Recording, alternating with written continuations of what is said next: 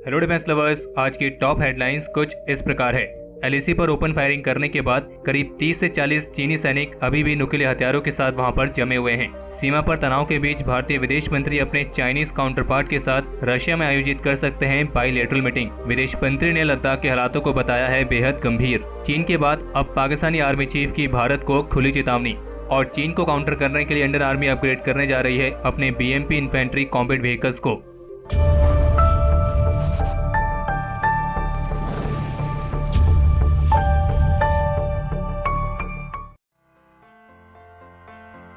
जैसे कि आज दिन में हम आपको अपने क्विक अपडेट के माध्यम से कल सोमवार को भारत और चीन के बीच शुरू हुए एक नए विवाद के बारे में जानकारी दे चुके हैं, जिसमें हमने आपको बताया था कि कल 7 सितंबर को चाइनीज ट्रूप्स ने एक बार फिर से घुसपैठ करने की कोशिश की थी और वे लद्दाख में मौजूद इंडियन आर्मी की एक फॉरवर्ड पोजीशन के बेहद करीब आ गए थे। हालांकि इंडियन आर्मी ने चीनी सैनिकों के इस प्रयास को नाकाम कर दिया था, लेकिन इसी बीच चीनी सैनिकों की तरफ से हवा में कुछ वार्निंग राउंड्स फायर किए गए थे और फिर जिसके बाद इंडियन आर्मी की तरफ से भी पर्याप्त जवाब दिया गया है। हालांकि अभी सिचुएशन यह है कि चीन भारत पर आरोप लगा रहा है कि भारत ने पहले फायरिंग की, और जबकि भारत ने चीन के इस आरोप को खारिज करते हुए स्पष्ट किया है कि पहली फायरिंग चीन की तरफ से ही की गई थी। और बता दें कि एलएसी पर इस तरह की फायरिंग की घटना करीब 45 साल बाद सामने आई है। और अब इस विवाद से जुड़ी कुछ नई जानकारियां भी सामने आ चुकी हैं कि कल जो फायरिंग वाली घटना हुई है उसके बाद से ही रिजांगला के करीब मुखपरी हिल पर चीनी सैनिक भाले और ऐसे ही नुकीले हथियार लेकर इंडियन आर्मी से कुछ ही मीटर की दूरी पर जमे हुए हैं, और जिससे दोनों देशों के बीच स्टैंड ऑफ की स्थिति बनी हुई है। और जानकारी के मुताबिक ये घटना कल सोमवार शाम करीब 6 या 7 बजे के बीच पूर्वी लद्दाख के रिजांगला इलाके के उत्तर में मुखपरी हिल पर हुई थी। और जबकि चीन इस पहाड़ी को सेनपाओ के नाम से बुलाता है और ये जो पूरा एरिया है ये चुशुल सेक्टर के ही अंदर आता है। और आपको ये भी मालूम होना चाहिए कि कल वाली घटना से पहले एलएसी पर जो फायरिंग हुई थी वो हुई थी आज से करीब 45 साल पहले 1975 में, जब चीनी सेना ने पेट्रोलिंग कर रहे असम राइफल्स के जवानों पर फायरिंग कर दी थी। और इस घटना में हमारे करीब 4 जवान वीर गति को प्राप्त हुए थे।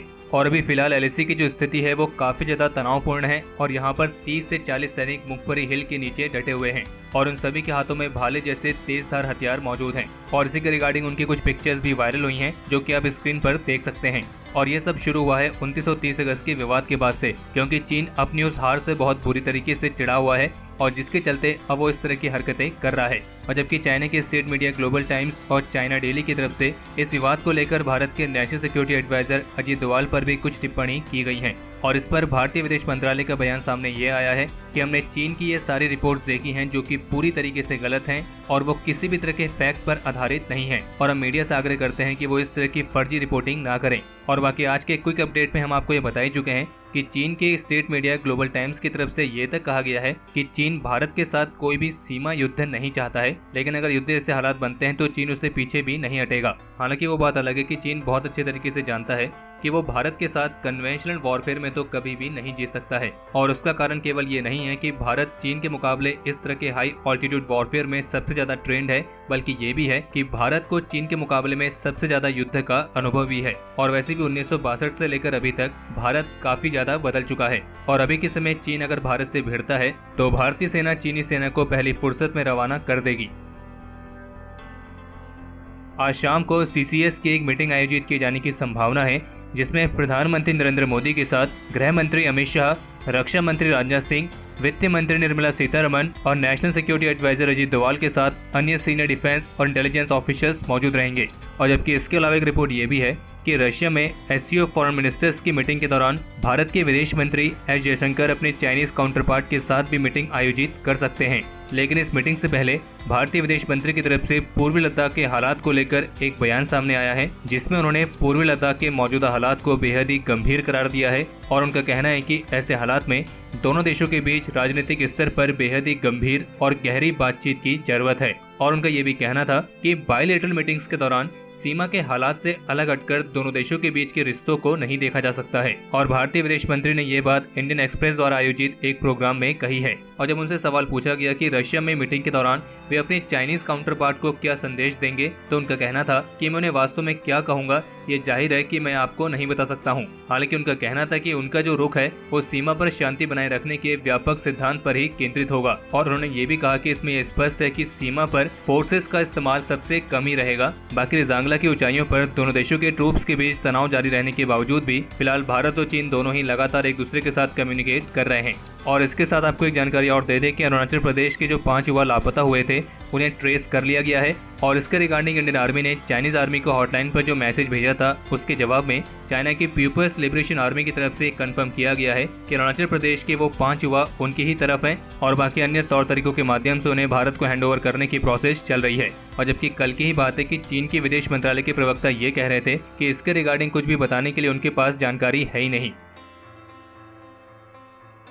टाइम्स ऑफ इंडिया की तरफ से जारी रिपोर्ट के मुताबिक इंडियन आर्मी अपने पुराने BMP-2 के इन्फेंट्री कॉम्बैट व्हीकल्स में नाइट फाइटिंग कैपेबिलिटीज को इंक्लूड करना चाहती है और इसी अपग्रेड के लिए 4 सितंबर को इंडियन आर्मी की तरफ से एक इनिशियल टेंडर भी जारी किया गया है।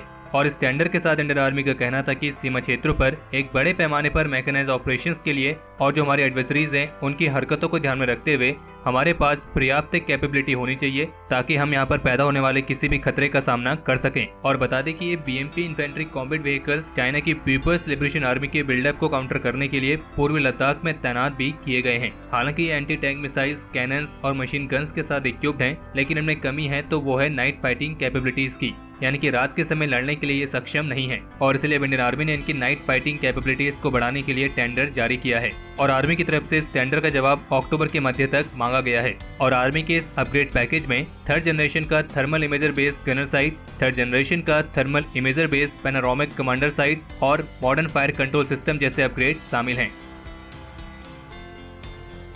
LAC पर चीन भारत के खिलाफ कुछ हरकत करे और उसका फायदा पाकिस्तान ना उठाए, ऐसा हो नहीं सकता। और इसीलिए चीन के स्टेट मीडिया ग्लोबल टाइम्स की सीमा युद्ध वाली रिपोर्ट के बाद अब पाकिस्तान की तरफ से भारत को चेतावनी दी गई है कि वो भारत के साथ 5th जनरेशन या फिर हाइब्रिड वॉर जीतेंगे। और ये फ्रेश चेतावनी सीधे आई है Pakistani army chief general Qamar Javed Bajwa की तरफ से। चलो इस बार कम से कम ये तो है कि इस तरह की चेतावनी किसी मिलिट्री पर्सनल की तरफ से आई है, वरना तो पाकिस्तान के रेल मंत्री भारत के साथ न्यूक्लियर वॉर की चेतावनी दे देते हैं, जैसे कि मानो न्यूक्लियर बॉम्ब उनके घर पे ही रखा है। बाकी इस बार पाकिस्तानी आर्मी चीफ ने रविवार को रावलपिंडी के जनरल हेडक्वार्टर्स में आयोजित defence day and martyrs day ceremony के दौरान भारत को खुली चेतावनी दी है और ये दावा किया है कि वे भारत के साथ 5th जनरेशन या फिर हाइब्रिड वॉर जीतेंगे। और पाकिस्तानी आर्मी चीफ का ये कहना था कि पाकिस्तान हाइब्रिड वॉर के फॉर्म में कई अलग अलग तरह की चुनौतियों का सामना कर रहा है, जिनका उद्देश्य होता है पाकिस्तान और पाकिस्तान की आर्म्ड फोर्सेस को बदनाम करना। वैसे बदनाम तो उसे किया जाता है जिसका कोई नाम हो, अब पाकिस्तान का जिसमें नाम है वो चीज तो पहले से ही बदनाम है। खैर छोड़ो, पाकिस्तान के समझ में ये बात कभी आएगी नहीं। बाकी पाकिस्तानी आर्मी चीफ का ये भी कहना था कि हम इस खतरे से अच्छी तरीके से वाकिफ हैं और हमें पूरा विश्वास है कि हम देश की कोऑपरेशन के साथ इस युद्ध को जरूर जीतेंगे। हालांकि उन्होंने अपनी स्पीच में भारत का कोई अलग से नाम नहीं लिया है, लेकिन उनका ये जरूर कहना था कि अगर कोई युद्ध जैसे हालात बनते हैं तो पाकिस्तान की तरफ से बराबर का जवाब दिया जाएगा। वैसे उन्होंने ये बताया नहीं कि पाकिस्तान का ये जवाब कैसा होगा, 1965 की तरह होगा, 1971 की तरह होगा या 1999 की तरह होगा। हालांकि पाकिस्तानी आर्मी चीफ तो ये मानते हैं कि जो 1965 का वॉर था उसमें पाकिस्तान ने भारत को हराया था और उनका ये भी कहना था कि इस युद्ध में भारत पाकिस्तान की तुलना में कहीं गुना बड़ा था, लेकिन इसके बावजूद भी उन्होंने भारत को हराया। बाकी उन्होंने कश्मीर पर भी 2-4 बकवास करी हैं। बाकी उनका ये भी कहना था कि पाकिस्तान रियलिटी में जीता है और हमारा खून, हमारा जुनून और हमारे कार्य हर मोर्चे पर इस बात के गवाह होते हैं। खैर उस देश की बात क्या ही करें जो दूसरों के रहमो करम पर चल रहा है। और वैसे भी पाकिस्तान को मालूम है कि अभी चीन और भारत के बीच वैसी विवाद चल रहा है और अगर पाकिस्तान इस स्थिति का फायदा ना भी उठाना चाहे और वो भारत के खिलाफ कुछ ना भी बोलना चाहे तो भी वो ऐसा नहीं कर सकता है, क्योंकि उसे मालूम है कि अगर वो अपनी मर्जी का करेगा तो उसका खर्चा पानी बंद हो सकता है।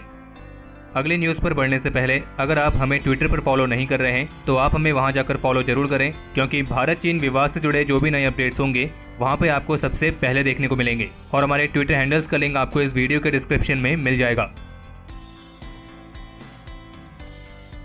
सोमवार को रशियन ऑर्गेनाइजेशन की तरफ से इस बात की जानकारी दी गई है कि Russian research and development enterprise व्यवस्था की तरफ से इंडियन एस्ट्रोनॉट्स के लिए स्पेस सूट्स की मैन्युफैक्चरिंग को शुरू कर दिया गया है, जो कि भारत के पहले मैन्ड स्पेस मिशन गगनयान का हिस्सा होंगे। और बता दें कि जो ये जिवेत्सा है ये रशियन स्पेस ऑर्गेनाइजेशन रोसकॉस्मोस की एक सहायक कंपनी है। और बाकी इसके अलावा एक रिपोर्ट ये भी है कि पहली बार इंडो तिब्बतन बॉर्डर पुलिस यानी कि ITBP ने अपनी फीमेल डॉक्टर्स को लद्दाख की फॉरवर्ड लोकेशंस पर भेजा है। और ये कदम खास तौर पर LAC पर बढ़ रहे तनाव को देखकर ही उठाया गया है, जिसमें ITBP ने अपने कुछ स्टैंडर्ड ऑपरेटिंग प्रोसीजर्स में बदलाव करके अपनी फीमेल ऑफिसर्स को इस तरह की फॉरवर्ड लोकेशंस पर डिप्लॉय किया है। और जबकि इससे पहले केवल मेल डॉक्टर्स ही LAC जैसी फॉरवर्ड लोकेशंस पर भेजे जाते थे।